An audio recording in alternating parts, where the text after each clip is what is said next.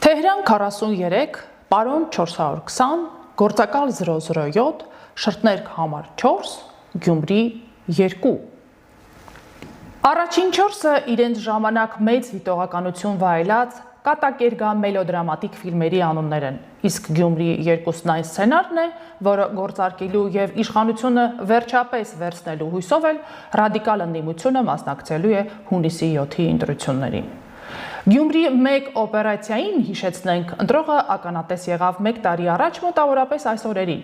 երբ հանրապետության երկրորդ քաղաքի թիմ ընտրություններին մասնակցած ու ավականու կազմ անցած 4 ընդդիմադիր ուժերը քաղաքի կառավարումը հանձնեցին Կոմկուսի ցուցակի առաջին համար Վարդան Ղուկասյանին։ Լավ հիշենք այդ օպերացիան իրականացրած սուբյեկտների անունները։ Արթուր Վանեցյան ու Մարտուն Գրիգորյան իրենց կազմած Մեր քաղաքը դաշինքով, Անդրանիկ Թևանյան իր Մայր Հայաստանով, Կոմկուս, որի թեկնածուն էլ հենց Ղուկասյանն էր, Սերժ Սարգսյանի փեսա Միքայել Մինասյանի ընկեր Ռուբեն Մխիթարյան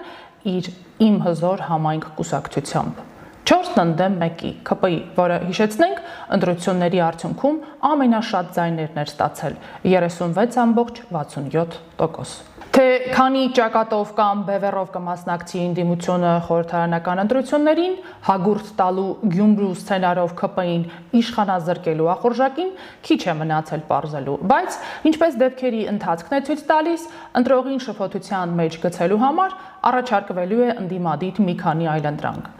Այս պահին արդեն իսկ երևացող բևեռ այլընտրանքները 3-ն են. Ռոբերտ Քոչարյան գումարած Հայ հեղափոխական դաշնակցություն, Սամվել Կարապետյան իր Ուժեղ Հայաստանով, Գագիկ Ծառուկյան իր Նոյան տապանով, որի առաջին պասաժիր Անդրանիկ Թևանյանն էլ իդեպ օրերս խոստովանեց Գյումրի 2 անելու իրենց պլանի մասին։ Իդեպ այս սցենարի կրկնության հավանականության մասին ամիսներ առաջ խոսել էր Ռոբերտ Քոչարյանը։ Նկատենք այդ շրջանում Սամվել Կարապետյանի թիմը դեռ չէր հայտարարել, թե ով է լինելու իրենց վարչապետի թեկնածուն։ Արձագանքելով հարցին Մեդզևովը հայտարարում է, թե չի համագործակցելու նախկին նախագահների եւ նրանց թիմերի հետ, ինչպես եք պատրաստվում գործակցել նրանց հետ, Քոչարյանը ծոր էր տվել։ Մենք հայտարարում ենք, որ այո, բոլոր այն ուժերը, որոնք իմիջիալոցը Գյումրիում այդ բանը լավ էր, որ հայտարարել են հանգամանքը, որ որևէ պարագայում Նիկոլ Փաշինյանի հետ, ՔՊԻ-ի հետ կոալիցիա չեն կազմելու, սա լավ մոտեցում է։ Ես համոզված եմ, որ այստեղ նույն մոտեցումը կարելի է կիրառել։ Եվ արդեն ըստ ձայների, այսպես համամասնությամբ ձև չի լինելու չհամագործակցել խորհրդարանը, ոքի ձև չի լինելու։ Եթե այդ շարժումը ինչ որ քանակի ձայներ հավաքի, որը բավարար չի, օրինակ կոալիցիա ձևավորելու իրենց համար, օրինակ վարչապետ տեխնացու ունենա, ասելու են չէ, չենք ստեղծում, ուղղակի անհնար է, ստեղծվելու է մի վիճակ, որ բոլոր ընդդիմադիր ուժերը խորհրդարանում եւ ցանկություն են ունենալու եւ այլընտրանք չեն ունենալու չհամագործակցել։ Ես ձեզ ասում եմ, որ սա այն դեպքը չի, որ դու սենց ուզում ես, չես ուզում։ Սա այն դեպքն է լինելու, որ դու ստիպված ես լինելու գնալ համագործակցության։ Արդ եկեք պարզենք, թե ընդդիմադիր վերոհիշյալ 3 բևեռներից որի վարչապետացուն է, որ Գյումրի 2 սցենարի գործարկման դեպքում կլինի վարչապետի ռեալ թեկնածուն։ Սկսենք նորածիլ վարչապետացուից Սամվել Կարապետյանից։ Նա, ինչպես գիտենք, կարող է վարչապետի թեկնածու առաջադրվել միայն այն դեպքում, եթե նրա առաջնորդած ուժին, ինչպես իրենք են հայտարարել, հաջողվի խորհրդարանում սահմանադրական մեծամասնություն ձևավորել ու փոփոխել մայր օրենքի համապատասխան դրույթ, որն այս պահին արգելում է ռուսաստանցի գործարարին հավակնել պատգամավորի ու վարչապետի պաշտոնին։ Կարճ ասած, Սամվել Կարապետյանի վարչապետացումը ջանջալ գործընթաց է ենթադրում եւ նմանվում է ձախ ձեռքով աջ ականջը բռնելուն։ Եվ բացի այս, ընտրությունների երկն անկանխատեսելի է եւ սահմանադրական մեծամասնություն վերցնելու ուժեղների փափագը մեծ հավանականությամբ այդպես էլ փափագ կմնա։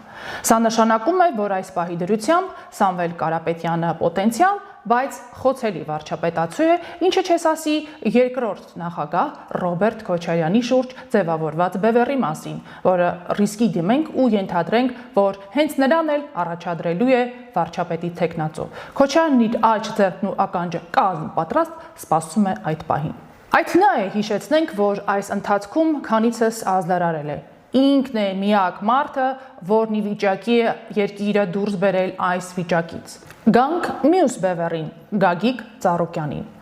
Վերջինս հավաստիացրել է, որ չի հավակնում երկրի ղեկավարի պաշտոնին, միաժամանակ հավելելով, որ առնվազն 3 վարչապետի թեկնածու ունի։